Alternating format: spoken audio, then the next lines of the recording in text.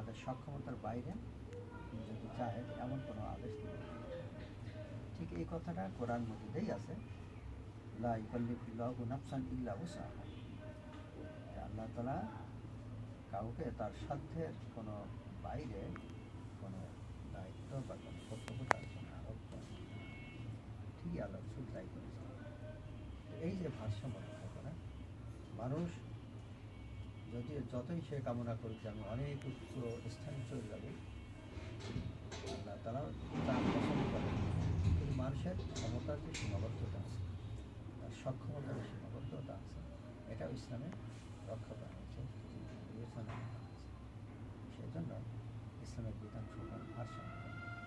এ সম্পর্কে একটি খুব প্রসিদ্ধ একটি হাদিস আছে, বুখারী শরীফেই বর্ণিত আছে, কিতাবেও আছে। তিনজন সাহাবী, তারা অত্যন্ত ইবাদত গুজার ছিলেন।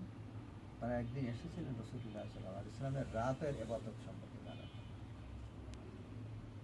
এই তিনজন সাহাবী কে কে ছিলেন, এই বিষয়টা রওয়ায়েতে